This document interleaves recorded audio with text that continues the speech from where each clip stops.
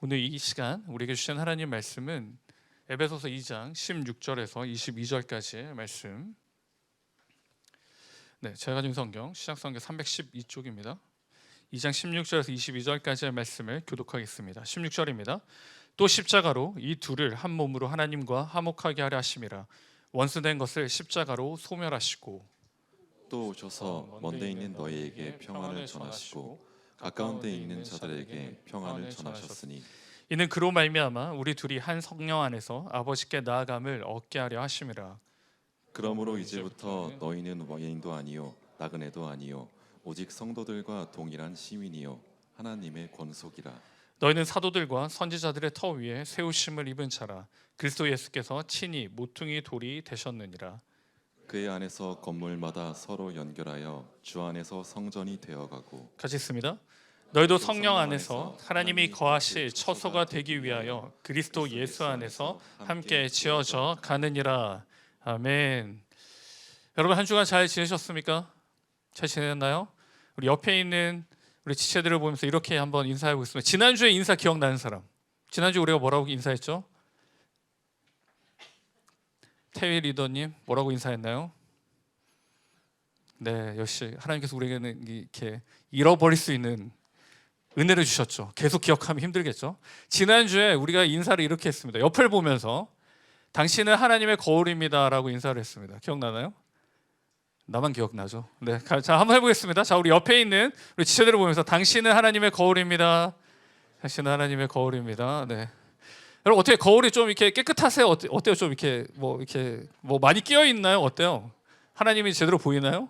네, 우리는 살아갈 때 하나님의 거울로 살아갑니다. 우리를 통해서 하나님이 비춰지는 거죠. 그렇게 한 주간 살아는 줄 믿습니다. 또한 이 시간 우리 하나님 말씀 앞에 받을 때 그 하나님의 거울을 깨끗하게 밝게 가꾸는 시간 되길 바랍니다. 네, 오늘 우리에게 주신 하나님 말씀의 제목은 우리 같이 한번 읽어볼까요? 제목이 뭘까요? 네, 성도입니다. 성도. 네, 성도. 영어로 보시면 이제 saint라고 나오죠. 이게 무슨 소리인가, 여러분? 저와 여러분이 saint예요. 우리 다시 한번 더 인사할 때 옆에 있는 형제 자매 이름을 넣어서 saint 누구야 이렇게 한번 해보겠습니다. saint 연수 뭐 이런 식으로. 자, 한번 인사해 보겠습니다. 자, 옆에 보고 인사해 주세요. 자, saint. 네, 성 연수, 뭐 성, 네, 태위, 네, 성 종이 뭐 이런 식으로. 여러분도 성자가 되는 거예요. 네, 세인트잖아요. 목사님, 우리가 아는 세인트는 성인들이 바로 세인트라고 불리는데 뭐 성 바오로 혹은 뭐 성 베네딕트 뭐 이런 식으로 붙이는데 어떻게 우리가 성인이 될 수 있습니까? 라는 질문할 수 있어요. 그죠? 근데 오늘 본문에 보시면 저와 여러분도 세인트라고 이야기합니다. 교회를 다니기 시작하면 듣는 호칭이 바로 이 성도입니다. 성도라는 말은 오늘 본문 19절에 보시면 19절에 그러므로 이제부터 너희는 외인도 아니요 나그네도 아니요 오직 성도들과 이렇게 나옵니다. 성도다. 이 성도라는 말을 보면 영어로는 saint고요. 또 저 이상한 글자는 헬라어입니다. 헬라어로는 하기오스라는 단어를 사용합니다. 뜻은 뭐냐? 거룩한 자입니다. 거룩한 자. 그러니까 이제 성인들은 거룩한 사람이니까 뭐 성 베네딕트 뭐 이렇게 하는 거죠. 그래서 여러분도 성 누구라고 말할 수 있어요. 왜요? 우리도 성도니까. 여러분도 거룩한 존재입니다. 다시 한 번 더 이야기해 볼까요? 세인트 태위 뭐 이런 식으로 다시 한 번 더. 네, 한번 호칭을 같이 한번 불러보겠습니다. 자, 옆에 보고 자 불러주세요. 자, 세인트. 네. 여러분 모두가 우리가 성자예요. 야, 대단하지 않나요? 대단한 하나님의 말씀입니다. 자, 그렇다면 이제 성도로 살아가야 되는데 거룩하게 살아가야 되는데 성도는 무엇으로 살아갈까요? 성도는 어떻게 살아가야지만 이 거룩한 사람의 삶을 살 수 있을까요? 어떻게 하면 우리가 성도가 되었을까요? 오늘 이 말씀을 받을 때 내가 성도인지 아닌지를 확인해 보시기 바랍니다. 그리고 내가 성도의 삶을 살고 있는지 성도가 아닌 삶을 살고 있는지를 확인하는 그 복된 시간 되시길 바랍니다. 성도는 무엇으로 살아가고 어떻게 성도가 되었는가? 첫째는 피로 살아갑니다. 피로 살아갑니다. 당연히 사람들에게 가장 중요한 것은 피입니다. 우리 중에도 지금 의사 선생님들이 있죠. 내과 의사를 영어로 혹시 아는 사람? 내과 의사가 뭘까요? 네, 다민? 내과 의사가 영어로 뭐죠? 네, 모른대요. 네, 피지션입니다. 피지션. 이 말은 뭐냐면 자연을 뜻하는 피지스. 이게 이제 라틴어죠. 피지스랑 더하기 션이 붙여가지고 자연을 치료를 돕는 사람. 자연 치료를 돕는 사람이 내과 의사라고 합니다. 즉 뭐냐면 사람의 몸 구성 중에 자연적으로 치료할 수 있는 요소가 있는데 그게 뭐냐? 바로 피라는 겁니다. 피가 이게 자연 치료를 할 수 있는 요소래요. 그렇다면 한 가지 질문하겠습니다. 피가 빨간 이유는 뭘까요? 피가 왜 빨갈까요, 여러분? 헤모글로빈. 네, 뭐 철분이 산소가 철분을 운반하니까 빨간색이 나타나죠. 그것보다는 시각적으로 몸의 이상의 상태를 가장 빨리 확인할 수 있도록 하나님이 빨간색으로 만드신 거예요. 무색이면 여러분 피가 무색이라고 생각해 보세요. 무색이면 어떨까요? 내가 정상인지 비정상인지 확인할 수 있을까요? 확인할 수 없죠. 하나님께서 피를 빨간색으로 만든 이유는 내가 어떠한 상태인지 어떻게 살아가고 있는지 내가 지금 심각한 상황인지 아닌지를 쉽게 알 수 있도록 창조하셨기에 그렇습니다. 그래서 우리에게는 없어서는 안 되는 존재입니다. 근데 오늘 본문에 보시면 그리스도인들도 이 피로 살아간다라고 이야기합니다. 태초에 인간들이 죄를 지었습니다. 근데 그 죄로 인해서 심판을 받게 되죠. 죽음의 심판입니다. 하나님은 인간들을 사랑하셨죠. 사람들을 사랑하셨습니다. 그래서 그 죄 가운데서 안전 장치를 또 회복 장치를 허락하셨습니다. 그게 구약에서는 뭘까요? 제사입니다. 제사. 죄를 지은 인간들은 그 죄의 결과로 말미암아 피 흘려 죽어야 되는 거죠. 그러나 하나님께서 회복을 할 수 있는 장치를 주셨는데 그게 구약에서는 제사입니다. 여러분 혹시 우리가 올 겨울 수련회 때 GBS에서 나눴던 거 기억나요? 네, 지난주 인사도 기억이 안 나는데 2월 달에 있은 겨울 수련회라니요, 목사님. 네, 지난 겨울 수련회 때 우리가 절기에 대해서 살펴봤습니다. 물론 그 실라부스에 적혀 있었는데요. 그 절기에서는 빠질 수 없는 게 제사입니다. 이스라엘의 5대 제사가 뭐냐? 이스라엘 5대 제사는 이와 같습니다. 번제, 소제, 화목제, 속죄제, 속건제입니다. 이제 레위기 1장 1절에서 이제 7장까지 기록하고 있는데요. 이 제사를 드리는 이유는 뭘까요? 하나님과 올바른 관계를 회복하기 위해서입니다. 또 예배자의 전인격이 하나님께 바쳐지는 것을 뜻합니다. 나의 모든 것을 내어 던집니다. 나의 모든 것을 하나님께 내어 놓습니다의 고백이 바로 이 제사입니다. 중요한 제사 중 하나가 뭐냐면 죄를 회개함으로 드려지는 바로 속죄제입니다.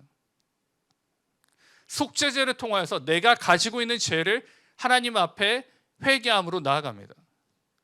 그런데 내가 그 죄를 책임질 수 없으니 하나님께서 만드신 장치인 제물을 가지고 와서 하나님께 회개합니다. 그의 피와 그 제물의 피와 그 죽음을 통하여서 나를 대신하게 되는 거죠. 이 제물의 피로 말미암아 죄값을 받게 됩니다. 그럼 목사님, 그냥 제사를 한번 드리면 되지 않습니까? 이제 피를 흘렸잖아요. 그러면 됐는데 왜 계속해서 절기에 맞춰서 제사를 드리고 제물을 드려야 됩니까? 그 이유는 명확합니다. 제사에 드려지는 이 제물의 피는 단회적이기 그렇습니다. 한 번뿐이에요.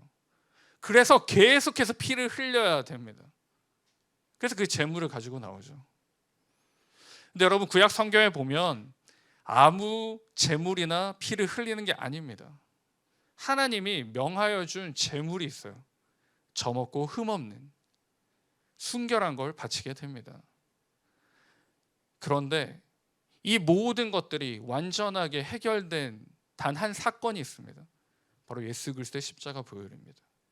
그 예수 그리스도의 피값으로 말미암아 이제는 우리가 더 이상 제사나 제물을 드릴 필요가 없습니다. 오늘 본문에 보시면 성도가 거룩한 존재가 거룩한 자가 되기 위해서 필요한 것은 깨끗해지는 겁니다. 우리의 죄와 우리의 더러움이 깨끗해져야지 거룩하다라고 볼 수 있습니다. 여러분, 하나님을 우리는 거룩한 분이라고 이야기하잖아요. 하나님이 왜 거룩한 분이십니까? 왜 이렇게 뭐 밝고 빛나서 이렇게 거룩하신 분입니까? 죄가 없으시죠. 죄가 없으시기에 거룩한 하나님, 거룩하신 하나님, 이렇게 우리가 찬양하지 않습니까? 마찬가지입니다. 그 거룩하신 하나님의 그 고백이 나의 삶이 되어야 되는 거죠. 씻어져야 됩니다. 죄가 씻어져야 됩니다. 그런데 이 죄는 물로 씻기는 게 아니라 어떻게 해요? 그리스도의 보혈로 씻겨지는 것입니다. 하나님을 알기 전에는, 예수 그리스도를 알기 전에는 그 죄 가운데 살았습니다. 그래서 죽어야 되기 때문에 결국은 내가 받아들이는 것은 사망이며 또한 지옥이죠. 그런데 예수 그리스도를 알게 되며 회복되어지고 죄로 씻김, 예수 그리스도의 보혈로 씻겨졌다는 표식이 나타나는 게 교회에서 있는데요. 그 예식이 바로 세례입니다. 여러분, 세례 받으셨어요? 네, 우리가 세례식이 있는데 혹시 세례를 받지 못한 우리 지체들은 준비해서 세례를 받을 수 있기를 바랍니다. 여러분, 말씀을 나눴는데 초대 교회에 가보면 교회 입구 앞에 세례단이 있습니다. 우리 세례단을 한번 보여주실까요? 네, 에베소에 있는 세례단입니다. 제가 몇 번 설명을 드렸는데 저기 세례단 앞에 이제 세례자가 서게 됩니다. 그리고는 어떻게 하냐면 모든 옷을 탈의합니다. 그리고는 물이 가득 찬 저곳을 걸어 들어가겠죠. 그러면 가운데 가면 어떻게 될까요? 잠기게 됩니다. 그리고는 반대편 계단으로 올라옵니다. 그 말은 무슨 말일까요?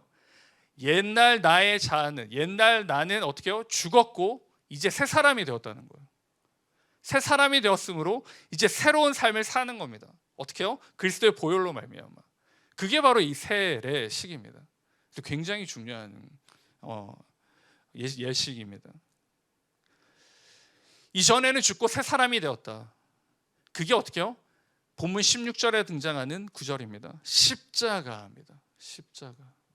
십자가로 말미암아 우리가 회복된 것입니다. 그래서 골로새서 1장 20절인데요. 골로새서 1장 20절 한번 같이 읽어볼까요? 시작. 그의 십자가의 피로 화평을 이루사 만물 곧 땅에 있는 것들이나 하늘에 있는 것들이 그로 말미암아 자기와 화목하게 되기를 기뻐하심이라. 아멘. 십자가 희생 없이는 하나님과 만물 사이에 화평은 없습니다. 죄인이 하나님과 화목하기 위해서는 먼저 어떻게 될까요? 이 죄가 해결돼야 되죠. 죄가 해결돼야지만 하나님과 교제하고 화목할 수가 있습니다. 하나님은 거룩한 자가 하나님을 만나는 거죠. 죄인이 하나님을 볼 수 있을까요? 없을까요? 죄인이 하나님을 보게 되면 죽게 되어 있습니다. 그 거룩함을 보았기 때문에. 우리가 하나님과 교제한다는 뜻은 무슨 뜻일까요? 나도 어떠한 존재가 되어야 되는 겁니까? 어떠한 존재일 때 하나님과 교제합니까? 거룩한 존재입니다. 내가 거룩한 존재일 때 하나님과 함께 할 수 있습니다, 여러분. 내가 거룩한 존재로 하나님과 화목하며 교제할 때 어떻게 해요? 옆에 있는 지체들과 함께 교제할 수 있습니다. 옆에 있는 지체들을 사랑하고 기도하고 품어줄 수가 있습니다. 하나님과 교제가 회복되지 않을 때 여러분, 옆에 있는 지체는 눈에 보이지 않아요. 나만 보이는 거죠. 그리스도 십자가의 보혈 앞에 우리는 한 형제 자매가 되었습니다. 거룩한 존재가 되었죠. 그래서 성도입니다. 제가 주일학교를 졸업하고 중고등부로 올라갔는데 중고등부로 올라가니까 충격을 굉장히 많이 받았어요. 우선 나 때는 대예배를 드리고 이제 오후에 중고등부 모임을 했는데 대예배를 가니까 너무 힘든 거예요. 한 1시간 넘게를 앉아 있어야 돼. 아무것도 안 하고 앉아 있어야 되고, 이제 오후 예배를 갔는데 중고등부 예배를 갔는데 너무 귀에 거슬리는 게 하나 있었어요. 혹시 그런 경험이 있는 분이 계신지 모르겠는데 호칭이었습니다. 호칭. 저보고 갑자기 나이 많은 형이 와서 형제요 이러는 거예요. 형제? 그리고 옆에 있는 그 어떤 누나한테 자매 이렇게 이야기하는 거예요. 형제와 자매? 야, 이거 이상한 존재 아닌가? 여기 이상한 집단 아닌가? 막 이런 생각을 했어요. 정말 그게 한 1년 동안 너무 적응이 안 됐어요. 여러분 적응되세요? 형제님, 자매님 이러면 적응되세요? 네, 저보다 훨씬 더 좋으시네요. 적응이 안 됐어요. 근데 지나고 나니 이 말씀을 보니 그리스도의 보혈 안에서 우리가 뭐가 됐다고요? 한 지체가 되었다. 그래서 형제님, 자매님이라고 하는 겁니다. 그리스도의 보혈 가운데 함께하기에 가족이 된 거죠. 성도는 그냥 물로 씻겨져 나가는 게 아닙니다. 물로 씻으면 다시 씻어야 돼요. 계속 씻어야 돼요. 그게 뭐였어요? 구약시대였습니다. 여러분이 죄를 지었으면 계속 오늘도 여러분 제물을 가지고 와야 돼요. 그리고 각을 뜨고 또 제사를 드려야 돼요. 그리고 다음 주에 또 해야 돼요. 근데 이제 더 이상 그렇게 하지 않는 건 그리스도의 보혈로 말미암아 회복되었고 거룩한 존재가 되었기에 하나님과 함께 할 수 있는 겁니다. 그래서 우리는 하나님께 직접 기도하고 찬양하며 예배드리는 겁니다. 그리고 그 회복으로 말미암아 옆에 있는 지체들을 바라봅니다. 그게 피로 살아가는 성도의 모습입니다. 사랑하는 청년부 여러분, 거룩하게 살아가시기 바랍니다. 내가 하나님과의 관계가, 내가 하나님과의 시간이, 내가 하나님과 만나는 그 시간이 얼마 되지 않는다면 여러분 확인해 보셔야 돼요. 나는 거룩하게 살고 있는가? 거룩하게 살지 않으면 하나님을 만나기가 껄끄럽습니다. 만나기 싫어요. 그냥 그렇게 살아갑니다. 단절되는 거죠. 내가 하나님과 화목할 때 옆에 있는 지체들과 화목할 수 있습니다. 내가 하나님과의 관계가 회복될 때 옆에 있는 사람을 위해서도 기도할 수가 있는 거예요. 거룩하게 사시기 바랍니다. 그리고 회복하시기 바랍니다.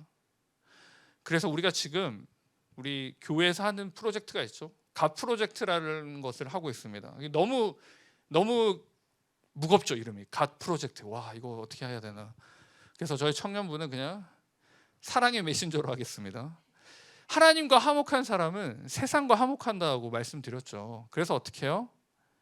사랑의 메신저가 되어서 이 세상에 그리스도의 사랑을 나타내는 거예요.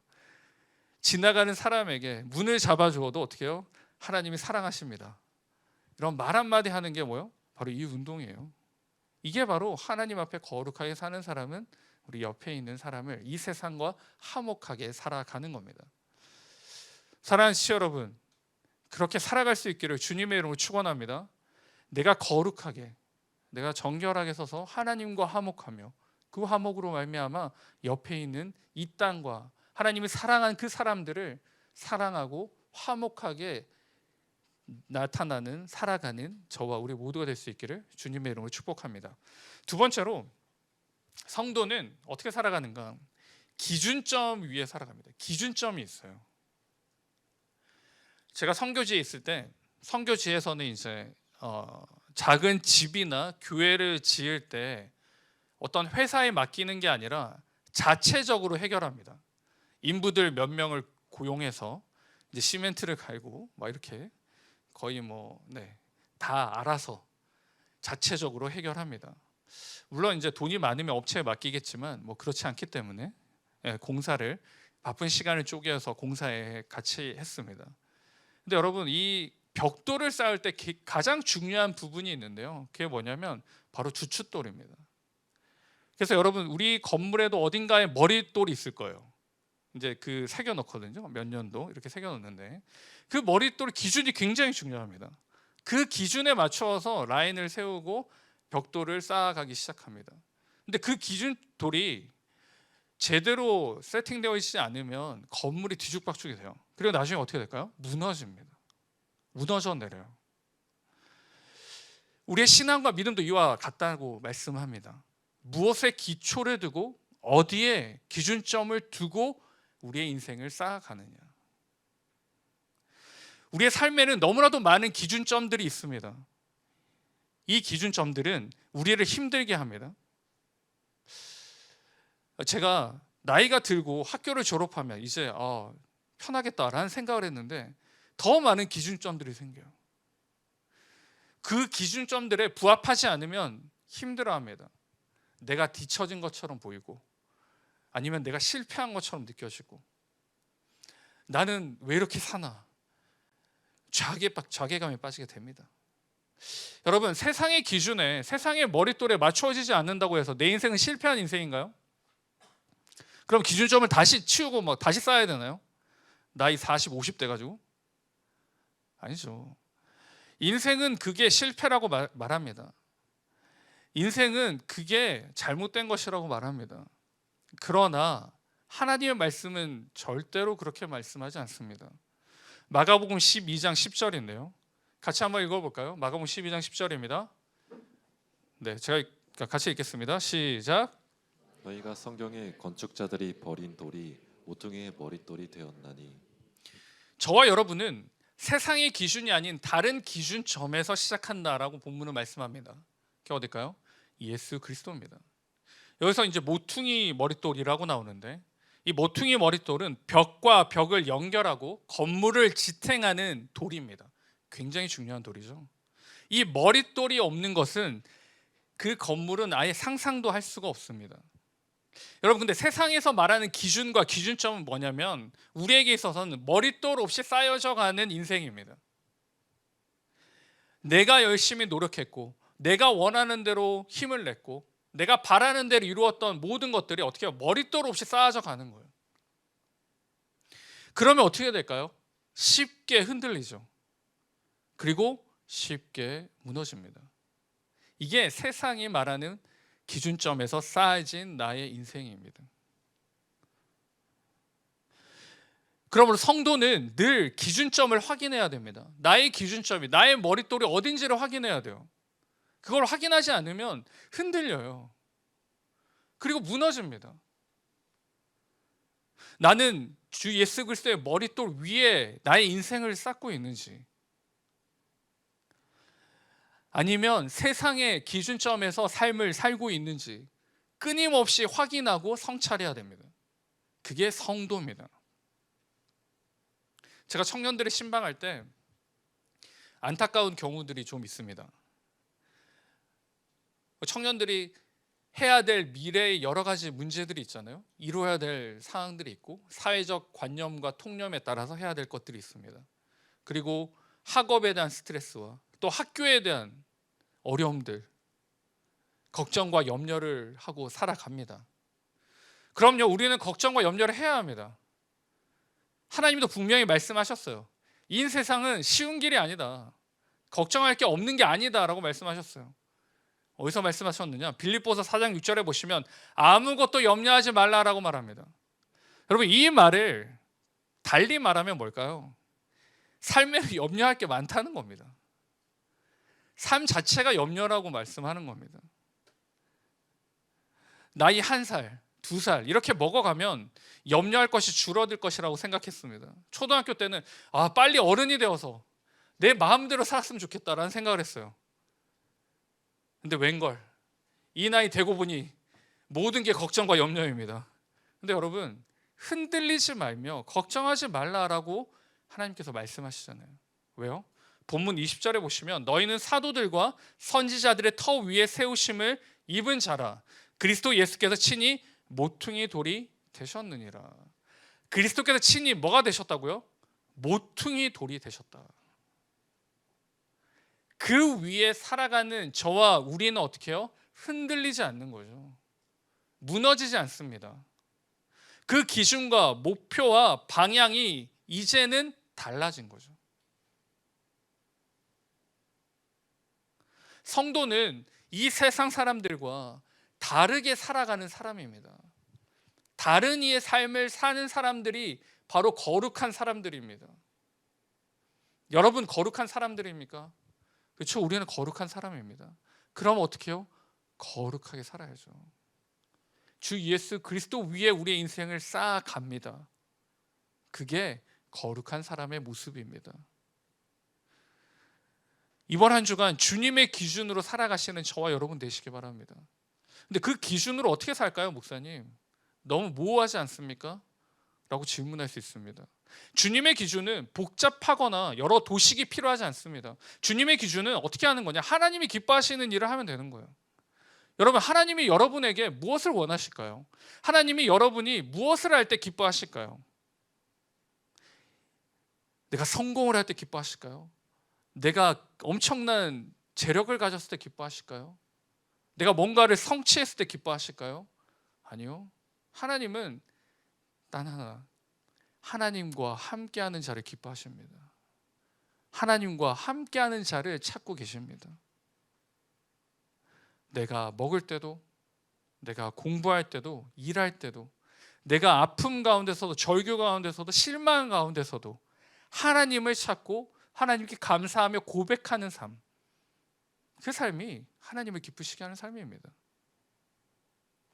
바라옵기는 저와 여러분이 이번 한 주간 하나님이 기뻐하시는 그 성도의 삶을 살아가시기 바랍니다. 그 삶이 바로 하나님의 기준점 위에 살아가는 저와 우리의 모습이 될 줄 믿습니다. 마지막으로 성도는 어떻게 살아가는가?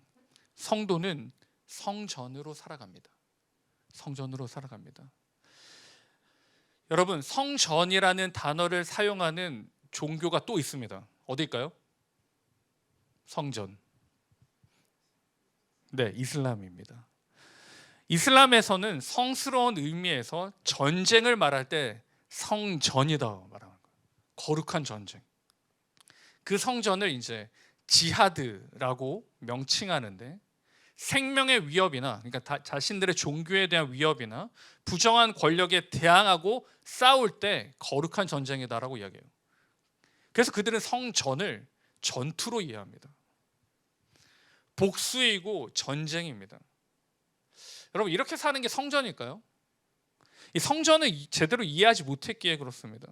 오늘 성경이 말씀하고 있는 성전은 그렇게 설명하지 않습니다. 우리는 복수하면서 이 땅에 살아가지 않아요. 성경에서 말하는 기본 원리는 뭐냐면 주 안에서의 성전입니다. 본문에 보시면 영어로 더 롤드라고 하는데, 더 롤드는 바로 큐리오스를 말합니다. 큐리오스 뜻은 주인이라는 뜻이죠. 마스터 혹은 왕이라는 뜻입니다.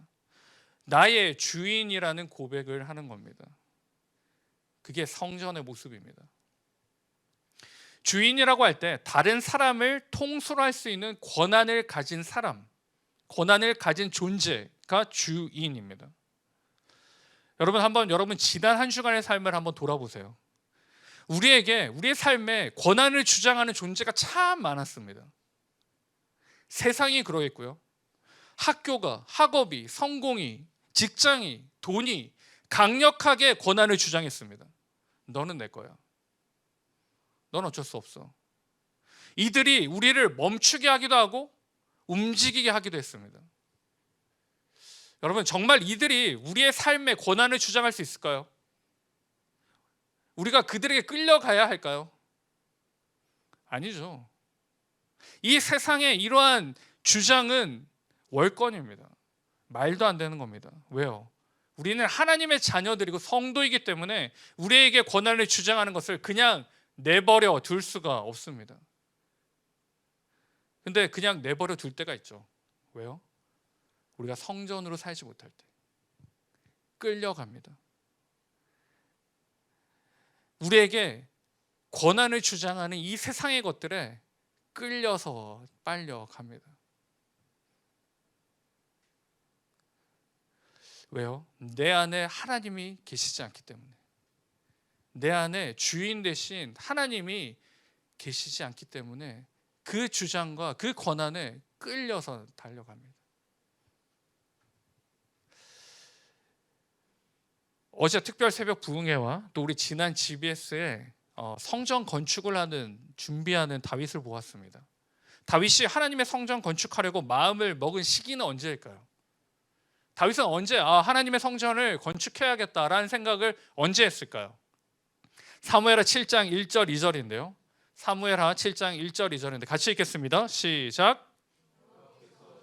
모든 원수를 무찌르사 왕으로 궁에 편안히 살게 하신 때에 왕이 선지자 나단에게 이르되 볼지어다 나는 백향목 궁에 살거늘 하나님의 궤는 휘장 가운데에 있도다.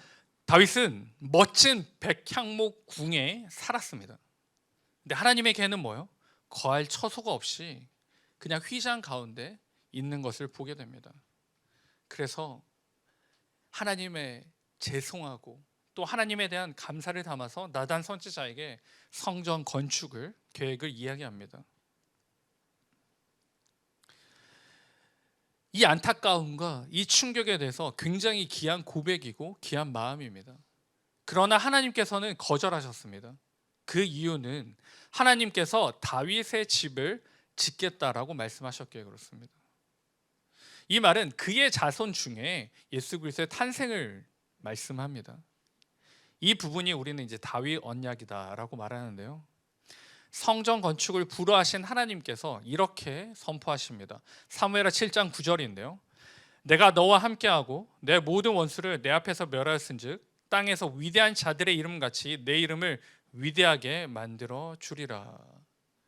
그리고는 다윗은 열심을 다해 성전 건축을 준비합니다. 혹시나 하는 마음도 있었을까요? 이렇게 열심히 준비하면 하나님이 허락해 주시지 않을까? 라는 마음이 있었을까요? 열과 성을 다해 준비했습니다.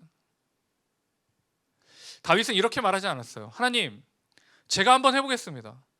이 정도 부를 가지고, 이 정도 능력을 가지고 있는데 하나님의 성전 존도는 제가 정말 멋지게 만들 수 있습니다. 라고 하지 않았어요. 그리고 멋지게 만들고 하나님께 영광을 돌리겠습니다. 라고도 하지 않았어요. 묵묵히 자신이 해야 할 순종을 감당합니다. 성전을 건축하고 싶었던 다윗을 여러분 자세히 보세요. 그의 삶과 그의 인생을 봤을 때는 성전을 건축하지 않았지만 본인이 뭐가 되었을까요? 하나님의 성전으로 산 거예요. 하나님의 성전으로 살아갔습니다. 말씀에 순종하며 그 말씀을 붙들고 살아가는 삶, 하나님과 함께 하나님이 거하는 삶, 그 삶을 산 다윗은 성전이었어요. 오늘 본문은 우리도 성전으로 살아가야 됨을 말씀합니다. 성전은 내가 준비하고 내가 예배했다고 내 마음대로 다 하는 게 아닙니다. 그리고는 하나님 이름을 갖다 붙이면 되는 게 아니에요. 성전으로 산다는 게 너무 광범위하죠. 목사님, 그럼 성전으로 사는 거 어떻게 사는 건가요? 거룩한 성전으로 살라는데 그럼 뭐 어떻게 하라는 거예요? 어떻게 하게 될까요? 성전을 이해하면 됩니다. 성전의 역할을 기억하면 됩니다. 여러분, 성전이 뭐 하는 곳일까요? 성전은 하나님의 거룩한 지상 임재하는 처소입니다. 하나님의 처소입니다. 또한 하나님의 사람들이 나아가서 예배드리는 곳이 바로 성전이었습니다. 이 두 가지 요소를 가지고 오면 우리는 하나님의 성전으로 사는 것은 어떻게 사는 걸까요? 하나님과 함께 살며 예배드리는 삶. 그 삶이 어떻게 해요? 거룩한 성전으로 사는 것입니다. 사랑하는 여러분, 성전으로 살아가시기 바랍니다. 세상의 것으로 가득 차서 살아가는 곳이 아니라 하나님이 머무시고 하나님이 기뻐하시며 하나님께 예배드리는 그 거룩한 자의 삶, 그 거룩한 모습, 그 사람이 저와 여러분 될 수 있기를 주님의 이름으로 축원드립니다. 성도, 아무나 붙일 수 없는 호칭입니다. 삶이 거룩해야 되고 삶이 하나님 앞에 서야 되며 세상이 아닌 하나님의 기준으로 살아가는 사람들입니다. 여러분, 우리 모두가 성도가 되기를 바랍니다. 성도로 살아가시기 바랍니다. 그 성도의 삶을 끝까지 살아내는, 이번 한 주간도 열심으로 살아내는 저와 여러분 될 수 있기를 주님의 이름으로 축원드립니다. 아멘.